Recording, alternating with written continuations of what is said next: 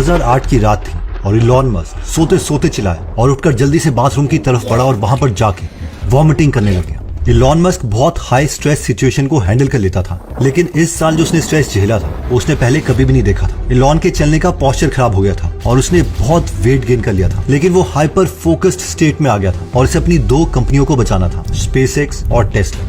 Elon Musk ने अपने छोटे भाई किम्बल मस्क को बुलाया और उसे कहा, तुम्हारे बैंक में कितने पैसे हैं? मेरे पास कुल $3,75,000 है, जिससे मैंने एप्पल के शेयर्स खरीदे हैं और इन्हीं शेयर्स को बेच के मुझे अपना लोन चुकाना है। इस पर इलॉन मस्क बोले, नहीं, लोन रहने दो, ये सारे पैसे तुम टेस्ला में लगा दो। इलॉन मस्क अपने सारे पैसे अपनी कंपनी टेस्ला में लगा चुके थे और अपने दोस्तों और फ्रेंड्स को कॉल करके कह रहे थे कि वो भी उसे कुछ पैसे उधार दे दे। रोडस्टर गाड़ी बनने के लिए कई कस्टमर्स ने गाड़ी की प्री बुकिंग करवा रखी थी, यानी गाड़ी के लिए उन्होंने पहले पैसे दे दिए थे, जो गाड़ी उन्हें 1 साल बाद मिलनी थी। अपनी टीम के लाख मना करने के बाद भी इलॉन अपने कस्टमर्स के ये सारे पैसे अपनी कंपनी में लगा चुके थे। 2008 के क्राइसिस में सारी कंपनीज बंद हो रही थी और कोई भी इन्वेस्टर इलॉन की कंपनी के लिए उन्हें पैसे नहीं दे रहा था। इलॉन मस्क की वाइफ तलुला ने अपने पेरेंट्स को इलॉन की सिचुएशन के बारे में बताया, जिस पर तलुला के पेरेंट्स ने कहा कि हम अपना घर गिरवी रख देते हैं और इससे जितने भी पैसे मिलेंगे वो हम इलॉन को दे देंगे, लेकिन इलॉन ने इसके लिए मना कर दिया। इलॉन की ऐसी हालत देखकर इलॉन के दोस्त मार्क जनकोसा ने कहा, यार स्पेसएक्स और टेस्ला में से एक कंपनी को बंद कर दे और एक पर ध्यान दे। इस पर इलॉन मस्क ने कहा,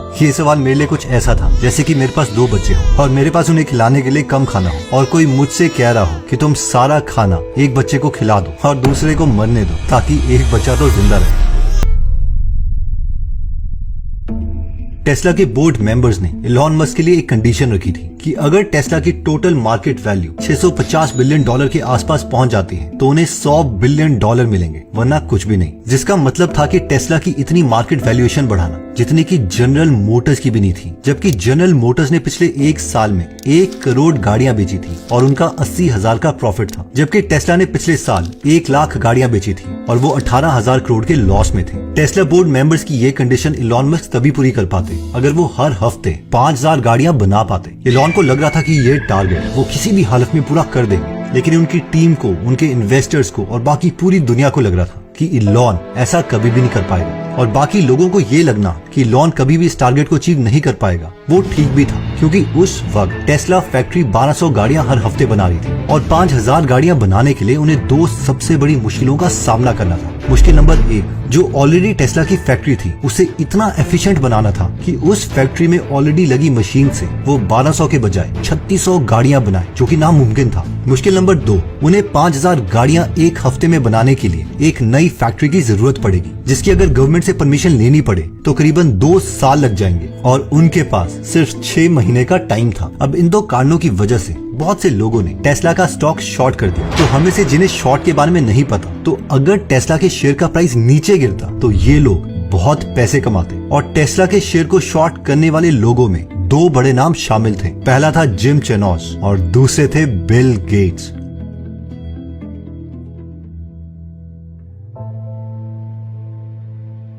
जिम चेनोस एक बहुत ही फेमस ट्रेडर है। इन्होंने क्या किया कि इन्होंने 2 टीम्स बनाई थी जो कि टेस्ला की फैक्ट्री की हर खबर रख रही थी। इन टीम को नाम दिया गया एयरफोर्स टीम और ग्राउंड टीम। एयरफोर्स टीम में जिम चेनोस ने लोगों को ड्रोन्स दे दिए जो टेस्ला फैक्ट्री के ऊपर घूमते रहते थे, और ग्राउंड टीम में लोग थे जो जमीन से टेस्ला फैक्ट्री की वीडियो रिकॉर्डिंग करते थे। इन दोनों टीम का एक काम था कि ये दोनों ये देखते रहे कि टेस्ला में कितना सामान अंदर जा रहा है और कितनी गाड़ियां हर हफ्ते बन के बाहर आ रही है। इन सबको यकीन था कि 6 महीने में ये सारे करोड़ों कमाएंगे, क्योंकि दूर दूर तक टेस्ला फैक्ट्री से 1800 से ज्यादा गाड़ियां बाहर नहीं आ रही थी।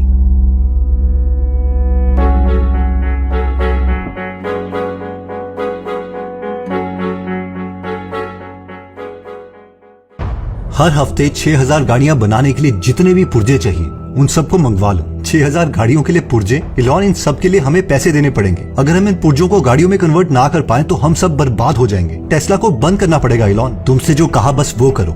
इलॉन इस वक्त हाइपर फोकस स्टेट में थे और इन्होंने 4 सबसे बड़े एक्शन किए। एक्शन नंबर 1, अब जब तक टेस्ला फैक्ट्री से 5,000 गाड़ियां बाहर नहीं निकलेंगी मैं इधर ही रहूंगा। और फिर इलॉन इसके बाद दिन रात अपनी फैक्ट्री टेस्ला में ही सोए। Action 2, increase the efficiency of things. Elon Musk factory में एक एक पार्ट को चेक कर रहे थे और वो अचानक से एक रोबोटिक आर्म के पास रुके और कहा, ये क्या है? ये रोबोट स्क्रू टाइट करता है। स्क्रू टाइट करता है। इतना स्लो, इससे तेज स्क्रू टाइट तो मैं कर लूं। इसका इंजीनियर कहाँ है? अभी वो खाना खाने गया है, उसे जल्दी बुलाओ, मैं यहीं पर हूँ। जब वो इंजीनियर आया और उसने सेटिंग देखी तो वो इलॉन को बोला, इलॉन ये स्लो इसलिए है क्योंकि इसकी सेटिंग ऐसी की गई है कि ये अपनी 20% स्पीड पर चल रहा है। इसे 100% स्पीड पर कर दो। पर इससे तो नट खराब हो जाएंगे ना। कोई बात नहीं, तुम इसे फिर भी करो। जैसे ही स्पीड 100% पर की गई तो उस रोबोट ने इतनी तेजी से नट घुमाए कि वो सारे टूटने लगे। ये देखकर इलॉन बोले, इसकी स्पीड मैक्सिमम स्पीड से अब 70% कर दो। जब स्पीड 70% की गई तो सब ठीक चलने लगा और इस स्टेप का टाइम पहले से आधा हो गया। अब इससे पहले कि हम आगे बढ़े, पिछली 2 वीडियोस में हमें कमेंट आ रहे थे कि हमें एडिटिंग करते कैसे हैं। ये मैग्नेट्स मीडिया यूट्यूब चैनल की तरह हम कैसे एनिमेशन करते हैं, इसका क्या कोई सॉफ्टवेयर है या इसका कोई कोर्स है क्या। इसके अलावा और भी इंटरेस्टिंग बात तो ये हुई कि जब मेरे 4 यूट्यूबर फ्रेंड ने भी इस एडिटिंग स्टाइल की तारीफ करी तो इस पर मुझे और मेरी टीम को ये तो क्लियर था कि इस स्किल की डिमांड बहुत है। यूट्यूबर्स को अच्छा एडिटर नहीं मिल रहे हैं जो इस तरीके की एनिमेशन कर सके। तो हमने सोचा कि क्यों ना हम एडिटर्स को ट्रेन करें, उन्हें कोर्स दें और उस कोर्स में एक असाइनमेंट भी दें। अब जिसका भी मन होगा वो असाइनमेंट कर सकता है और हम अपनी वेबसाइट में लोगों की असाइनमेंट शेयर करेंगे। अगर किसी यूट्यूबर को उनका काम अच्छा लगता है तो हम उस एडिटर से उन्हें मिलवा सकते हैं। इससे एडिटर को काम मिल जाएगा और यूट्यूबर को आसानी से अच्छे लेवल का एडिटर। तो अभी तो हमने ये कोर्स नहीं बनाया है, ना ही हमें ये पता है कि इस कोर्स का प्राइस क्या होना चाहिए, क्योंकि कई लोग इस एडिटिंग कोर्स के 44,000 रुपीज तक चार्ज कर रहे हैं। एनीवेज हम नहीं चाहते किसी को इतना पे करना पड़े। अभी हमने अपने कोर्स के प्राइस को डिसाइड नहीं किया है, लेकिन हमें ये पता है कि इसका प्राइस फ्यूचर में 1247 रुपीज से कम तो नहीं होगा। तो अभी अगर आप इस कोर्स को प्री बुक करना चाहते हैं तो इसका लिंक हमने डिस्क्रिप्शन और फर्स्ट कमेंट में दे दिया है और प्री बुक करने पर आपको 500 रुपीज का डिस्काउंट मिलेगा। यानी अभी आप इसे 747 रुपीज में ले सकते हैं। आपको अप्रोक्सीमेटली 30 दिन के बाद मिलेगा, लेकिन ये बेस्ट कोर्स होगा और हम इस कोर्स में अपनी एग्जैक्टली एक वीडियो कंप्लीट करके दिखाएंगे। इसके साथ ही इस कोर्स में करीबन 2 मिनट की असाइनमेंट होगी, जिससे आप कंप्लीट करोगे तो उसे हम अपनी वेबसाइट में मेंशन कर देंगे ताकि कोई भी एम्प्लॉयर जो एडिटर को ढूंढ रहा है वो आपको हायर कर पाए। और हाँ, कोर्स रिलीज होने से पहले अगर आपको लगता है कि आपको ये कोर्स नहीं चाहिए तो हम आपके 747 रुपीज वापस कर देंगे, बट वी प्रॉमिस कि ये कोर्स इन 44,000 रुपीज के कोर्स से बेटर होगा। अगर आप इस स्किल में इंटरेस्टेड हैं तो इसका लिंक मैं डिस्क्रिप्शन और फर्स्ट कमेंट में दे दूंगा। अगर आपको डिस्क्रिप्शन में लिंक नहीं दिख रहा है तो इसका मतलब है कि काफी स्टूडेंट्स ने अप्लाई कर दिया है और अभी हम स्टूडेंट्स को एक्सेप्ट नहीं कर रहे। Coming back to the story, action 3, delete the useless parts. Elon अगली मशीन की तरफ बढ़े और देखा कि यहाँ पर कार के बेस में रबड़ लगाया जा रहा है। इलॉन को लगा कि इसकी जरूरत नहीं है, तो वो बोले, ये रबड़ हम क्यों लगा रहे हैं? इस रबड़ को लगाने में इतना टाइम लग रहा है कि इसकी वजह से कार का ढांचा आगे नहीं बढ़ पा रहा और पूरा आगे का काम रुका पड़ा है। इस पर इंजीनियर बोला, सर ये स्ट्रक्चर डिपार्टमेंट के इंजीनियर ने हमें लगाने के लिए कहा था। उस इंजीनियर को बुलाओ। ये रबड़ हम क्यों लगा रहे हैं? ताकि अगर कभी बाढ़ आती है तो जो गाड़ी का बेस है वो ज्यादा गीला ना हो। क्या बोल रहे हो? बाढ़ आती है? 10-15 साल में एक बार बाढ़ आएगी और अगर आ भी गई तो गाड़ी का फ्लोर थोड़ा सा गीला हो जाएगा, लेकिन कार सेफ है। इस रबड़ को लगाने की कोई जरूरत नहीं है। इसके बाद इलॉन ने हाथ में एक ऑरेंज कलर का स्प्रे लिया और टेस्ला के वाइस प्रेसिडेंट ऑफ इंजीनियरिंग को बुलाया। उससे कहा, तुम मेरे साथ एक पूरा फैक्ट्री का चक्कर लगाओ। हर स्टेप में इलॉन मस्क रुक कर वाइस प्रेसिडेंट ऑफ इंजीनियरिंग से पूछने लगे, क्या ये स्टेप बहुत जरूरी है कार बनाने के लिए? अगर इसका आंसर वो इंजीनियर नो देता तो इलॉन मस्क उस पार्ट के ऊपर एक्स मार्क कर देते, जिसका मतलब था कि इस मशीन को फैक्ट्री से निकाल दो और कार में ये स्टेप करने की जरूरत नहीं है। Action 4, world war 2 strategy. Elon ने अपनी टीम को कहा, गवर्नमेंट हमें नई फैक्ट्री की परमिशन इतनी जल्दी नहीं देगी, लेकिन हम एक काम कर सकते हैं। देखो, जब वर्ल्ड वॉर 2 हो रही थी तो अमेरिका को ज्यादा से ज्यादा बॉम्बर प्लेन बनाने थे, तो उन्होंने प्लेन बनाने वाली कंपनीज के पार्किंग लॉट में ही फैक्ट्री को सेट कर दिया टेंट लगाकर, जिसकी वजह से वो और ज्यादा प्लेन बना पाए। हम भी एग्जैक्टली ऐसा ही कर सकते हैं। इलॉन के ये कहने के 2 हफ्ते बाद ही उनकी टीम ने पार्किंग लॉट में ही टेंट लगा के फैक्ट्री सेट कर दी। वहाँ पर बहुत गर्मी हो रही थी और वर्कर्स को तपती धूप में काम करना पड़ रहा था, तो टेस्ला की टीम ने वहाँ पर आइसक्रीम के ट्रक खड़े कर दिए ताकि कोई भी वर्कर काम करने पर आइसक्रीम खा सकता है। इस टेंट के अंदर कोई भी रोबोट काम नहीं कर रहा था, सारे के सारे ह्यूमन वर्कर्स ही थे, क्योंकि नए रोबोट्स लाने के लिए ना तो पैसे थे और ना ही समय। इस टेंट में एक दिक्कत और आ रही थी, क्योंकि कोई भी कन्वेयर बेल्ट नहीं थी, तो कैसे कोई भी इंसान इतनी भारी चैसी को एक से दूसरी जगह लेके जाए। इसका सोल्यूशन इलॉन ने ये निकाला कि हल्की सी स्लोप बना दी ताकि ग्रेविटी की वजह से इन भारी टुकड़ों को एक से दूसरी जगह ले जाया जा सके।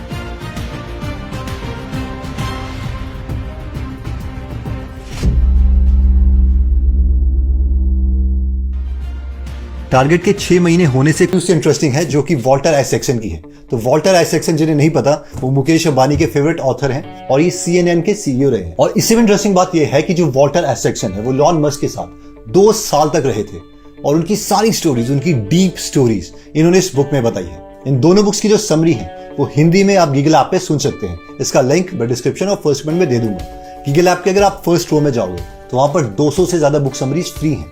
अगर आप उनको खरीदते हो तो उनकी कॉस्ट ऑलमोस्ट 40,000 रुपए के आसपास बैठती है। तो आपको फ्री में इंस्टॉल करते ही इन सारी बुक्स की समरीज आप फ्री में सुन सकते हैं। आई होप जो गीगल ऐप है वो आपको बहुत पसंद आएगी। मिलते हैं नेक्स्ट वीडियो में। जय हिंद। अगर आप हमारी वीडियोस मिस नहीं करना चाहते तो हमारा पेज लाइक करने के बाद 3 डॉट्स के बटन को प्रेस करके फॉलो के बटन को सिलेक्ट कीजिए और फाइनली सी फर्स्ट के ऑप्शन को सिलेक्ट कर लीजिए। इससे आपको हमारी हर पोस्ट मिलती रहेगी। जय हिंद।